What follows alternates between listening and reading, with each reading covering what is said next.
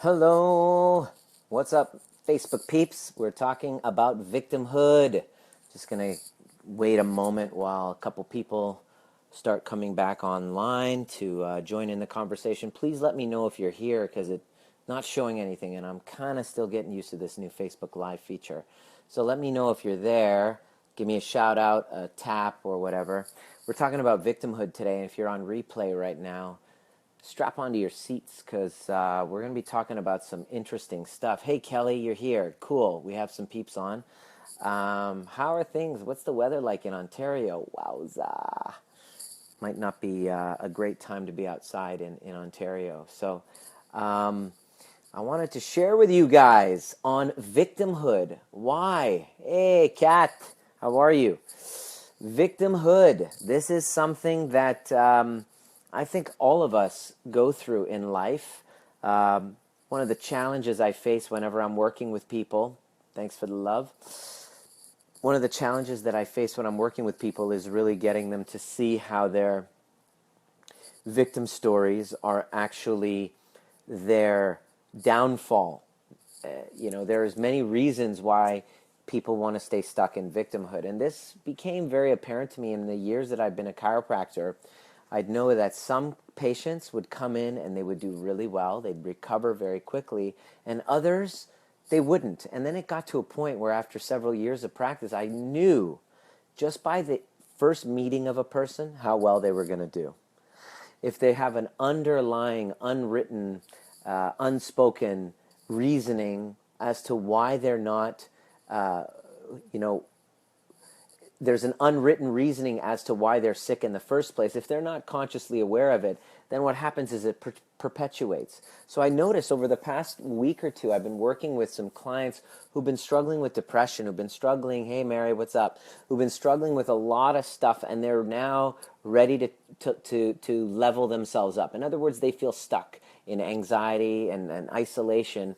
And when you look at every single one of the cases of people who are really struggling, there's a victimhood going on. So I started looking, and this is not like in the scientific research. It was just over the past week, I started jotting my clinic notes of when I'm working with people. And there are 4 things that really stand out that come as signs and symptoms of a person who is stuck in a perpetual state of victimhood. Now, for me to help these people, my job is to first, hey, what's up, John? My job is to first show these people that they're the cause of that perception. You see, it's not what's happening to us. It's basically how we perceive things. And there are some, why would somebody want to play the victim role? So we have to understand that there's 4 reasons. Number 1, you want to stay victim because you get to justify where you're at in your life.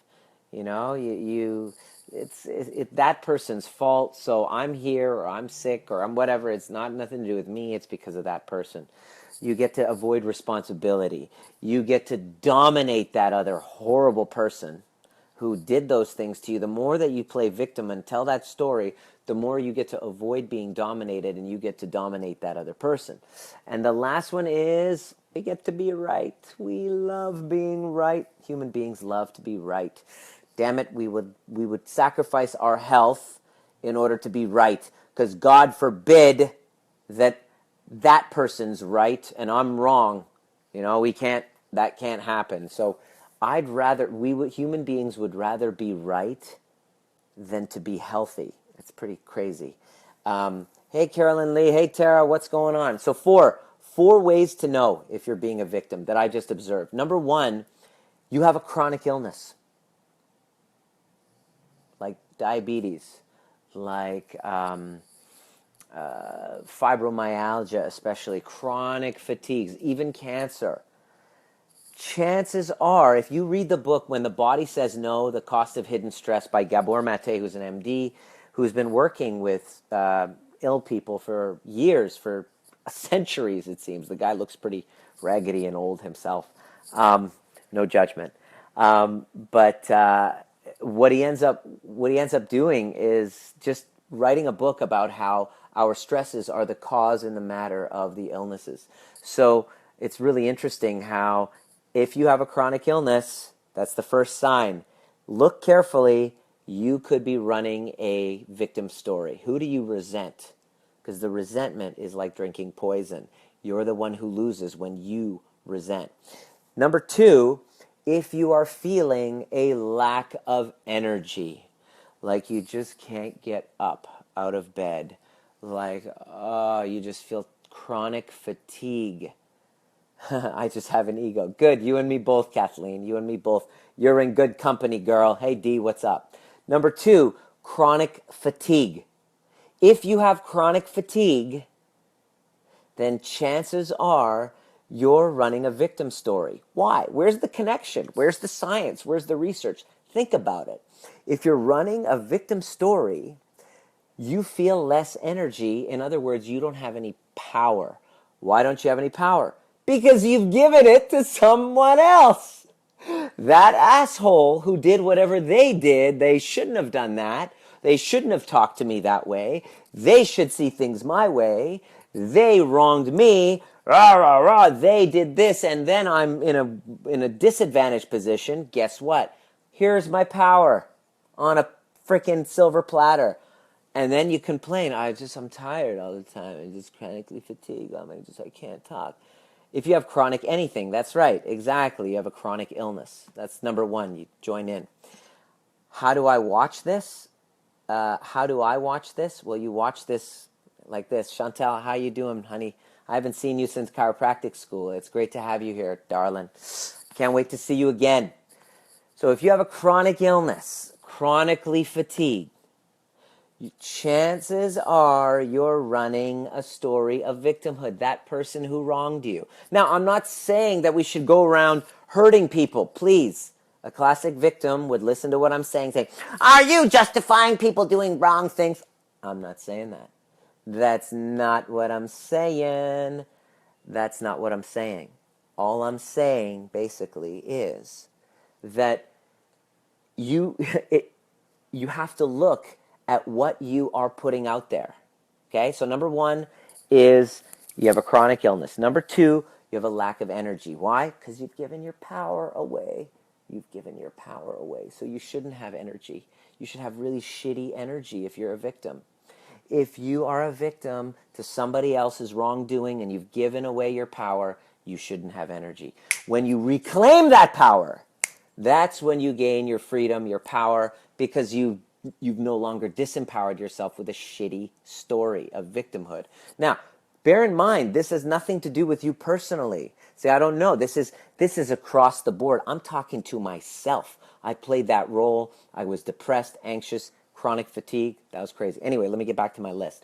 Number one, you have a chronic illness. Number two, you have a lack of energy. Number three, you have extreme anger.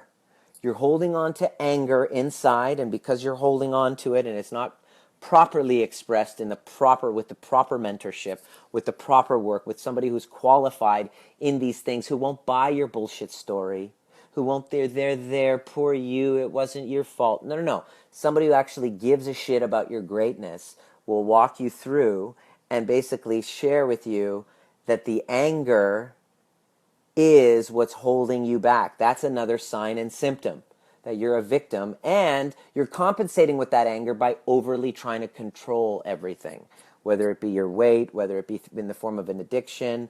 It's pretty shitty. So you are not in a great place because of that anger, so you start to be controlling. So you have a chronic illness, you have a complete lack of energy, you are extremely angry, and you're resentful, okay? That's me, the angry bird. No, I don't want to hear that affirmation from you, Tara Jane Brown. That's not you.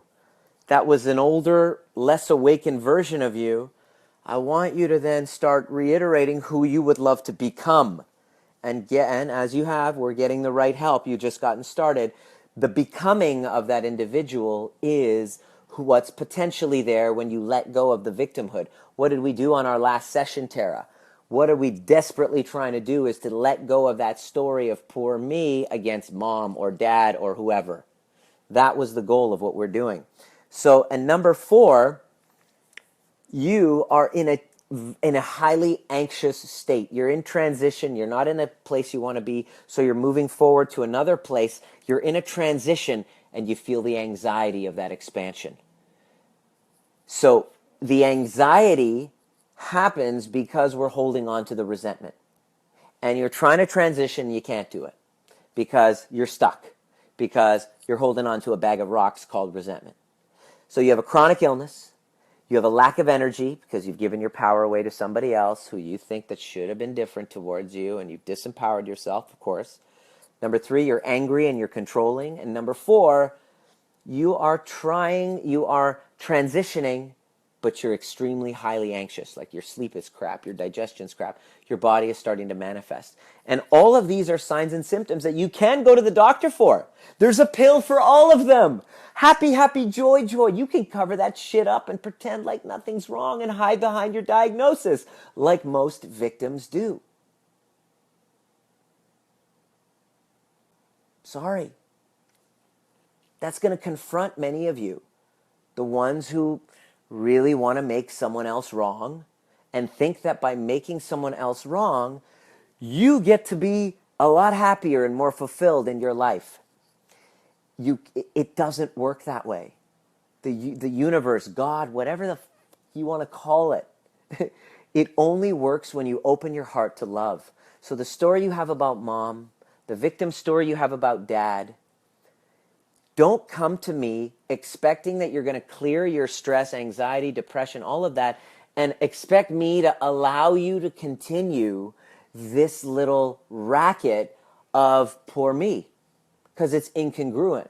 So that's why I have a conversation with people who really want to work with me. 50% of the time I say, you're not ready. Some of you who are listening right now might have had a chat with me when I was being an asshole to you, telling you, sorry, what I'm going to get you to do is too much for you right now because you're getting too much of a payoff from your little victim story. That's why I stopped taking workers' compensation cases when I was a chiropractor. That's why I had no desire to see people on disability checks. No offense, no offense. Of those of you who are on, I know there's some of you who genuinely are trying to heal. Some of you who genuinely are taking the necessary steps. D, you're one of those people. Yes, you had all these signs. Prabjot, you had all those signs. Do you have any of these signs anymore? When you got over your victim story. Prabjot was one of the first graduates of my Powerfully Aligned Mastermind program. Came to me as a fucking victim. Victim, Prabjot. Right? My sister-in-law. And you have an Indian accent, it's very cute. My sister-in-law, my husband did this, Every single, yes, exactly. Everybody else's fault, but one common denominator. And not coincidentally, she was struggling with depression for how many years? Taking pills, all of this stuff. Cat, you love those accents. Cat loved the accent. God, this. Anyway, but Prabjot no longer is a victim. And guess what? When we got rid of those victim stories, what happened to your health, Prabjot? What happened to your energy? What happened to your depression? What happened to your anxiety? What happened to your relationship with your husband? He still pisses you off. I mean, that's a husband's job. But you guys are on the brink of divorce because of that victim story. Tabarnak. That's right. It's fascinating. It is so amazing to me what happens to a human being who's willing to let go of their victim story. They heal. They start to connect deeper with themselves. They start to show up as a better version of themselves. They don't see separation, us, them, assholes, awesome. We basically see all of each other. We're all for one, one for all. We're in this together. We actually see it and feel it and experience it on a soul level. Why? Simply because we are no longer poor me victim story. You have gained victory over your past, power, then your freedom, and then your full self-expression. Your sense of humor comes back. I was living under a cloud of resentment and victimhood from my old associates who basically took off on me, and I just basically didn't own the fact that I was the asshole that created the entire thing. And the impact of that victim story was me trying to prove myself. So all of last year, I was traveling the world trying to prove those assholes wrong, which was great because I went traveling. I met a lot of cool people who are on this broadcast right now. I got to travel the world. But what happened was, within about 8 months of doing that, I was hospitalized because I got sick with burnout. Because I was playing a freaking victim story. I was burnt out. I couldn't, because the reason why I was doing it wasn't authentic. It was to prove somebody else wrong because I was playing the fucking victim card. So when I see somebody struggling with something, my first job is to really shine a light of consciousness on their victim story. Because that's really what's going on. Most of the time. Yes, I actually did, Carolyn. Yeah, I patched it up with Ken, and I sent him a long text saying, I love you. You're always welcome back, and we totally patched things up. I tried to do the same thing with Frank, and the communication, he wasn't open to communicating with me. So I'm there. Actually, thank you for the reminder. I'm just going to show up there.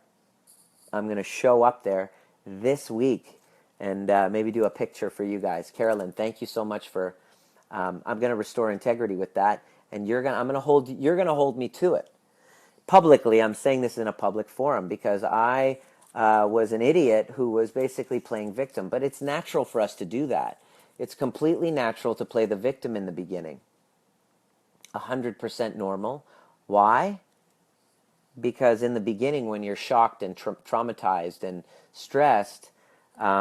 You want to blame somebody for those horrible feelings. The post that I just put up really triggered somebody. She sent me a very nasty Facebook message privately saying, you really triggered me.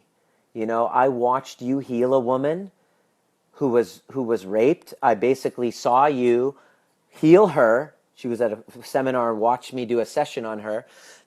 She basically said thank you to the perpetrator of her victimhood, cleared her victimhood right then and there, and she cried for hours after seeing that. That triggered her.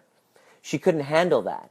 So when I put this victim thing up, she was heavily triggered. She didn't like it. She sent me a Facebook message that says, I am pissed and I cried for hours. I wanted to let you know I'm sick and tired of this BS.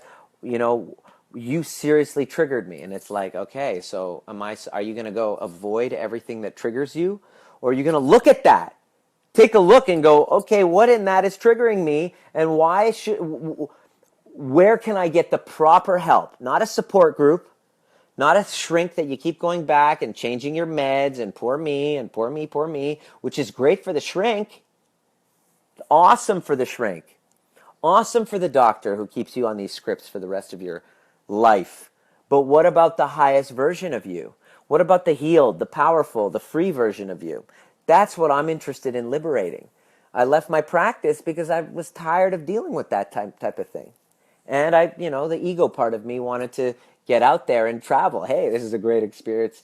This is a great way to get myself out of the office. Now I work from home. I'm stuck here. I started working as a chiropractor 2 blocks away, twice a week part-time. Not because I needed to, but because it gives me an excuse to take a frickin' shower, put on some nice clothes, and get out of the house. Because I work from home now. I'm seeing clients constantly on Skype and conversations. I sit at a desk. I'm like, what have I got myself into? Be careful what you frickin' wish for. Poor me, boo-hoo. I live in victim mode. Ivan, thank you so much for honoring and admitting that. How's that working out for you? What's the impact of living in victim mode? Pissed off and resentful. I'll tell you what the impact is. 4 signs. You have a chronic illness. Number 2, you have a lack of energy. Why? Because you don't have any power. Why? Because you've given your power away. Number 3, you are angry all the frickin' time and you got the bitch face going on. I walk down the streets of Vancouver. I look in the eyes of people and I see victims. Why? Because I've been one. So I get it. And then trying to transition and you're having anxiety in your transition. These are 4 signs that you're playing victim. So what do you do? Exactly, Iveen. I like resting bitchy face. It gets you far, Kathleen. There's a place for it. I agree. I'm 100% with you. There's a place for this. And you know what I do? I like to look in the mirror at these lines right here. How's that look? And so when I'm in a good place and I'm doing my work, there is no line right there. When I'm playing victim to somebody else, a client that's giving me a hard time or whatever, then that thing comes on because I'm playing victim. I now use it as feedback to shift it. My brother and I are we'll go to Gotham tonight, Sep. My brother wants to know what we're doing for dinner. Dinner at 8? All right, bro. Okay. Talk to you after the broadcast. So what are you going to do about it? Well, if you really are interested in actually transforming it, what you do, I'll leave a link. I have a live training, 5 critical shifts you need to make to transition from that transitional anxiety into living a powerful life. I'm going to leave you with the webinar. It's a replay. Watch it. There's nothing for sale. Watch it, and it's going to share with you 5 shifts you need to make in order to clear this victimhood. 5 shifts. I made these 5 shifts from financially to relationships to friendships to social to physical appearance. I'm sexier than I've ever been. All of the above happens when you leave that victimhood state. It's a beautiful place to be. 5 shifts, Iveen, yes. We can all look sexier, couldn't we? I mean, we all look good. You're doing great, but we can look better. And if you leave that, so it's called bepowerfullyaligned.com, bepowerfullyaligned.com/replay. I'm going to leave the link at the back. It's a 1 hour, 55-minute live training. Watch it. The 5 shifts that you need to make. If you have a question after that, reach out. There's a space. Ask a question. We'll see if you're ready to actually take the power back into your life so that you can be free. I want to be happy. Oh, so do I. Don't we all want it? Watch that webinar tonight. Reach out to me. Let's have a chat and see if you're ready to actually make that shift. So I hope that was useful. Please invite who you know into this group tonight, right now, to watch this. Tag them. Because if they're playing the victim, they're not fun to be around. If you're playing a victim, your friends are sick and tired of your bullshit. Your friends, okay, let me tell you, I don't mean this to be personal here. If you're playing the victim, your friends are sick and tired of your bullshit. Sorry. They called me to let you know that. It's time for you to let go. Because the highest version of you, which is all I give a shit about, George, complaining, yes, complaining, wah, wah, wah, wah, wah, wah, wah, wah, wah. Nobody gives a shit. It's time for you to level up to the badass version of you. Exactly, Jorge. Jorge, George, you got it. You never complain, George, never. All right, so bepowerfullyaligned.com/webinar. If you had a problem with this, send me a private message. You want to talk. If you're ready, you want to talk, send me a private message. Yeah, my brother's not a victim. He's the perpetrator. Except to your staff, dude. Except to your staff. You're a victim to your staff. There's a way to overcome that. I'm here to help. Let's talk about it over dinner. Dinner's on you, Gotham. All right, guys. Mad love. I will see you at the next perfect time. Send me a PM, private message, if you want to chat more about this. I had such a great time. Ask me more questions, and I will share with you more in the group. And I look forward to seeing you at the next perfect time. Booyakasha!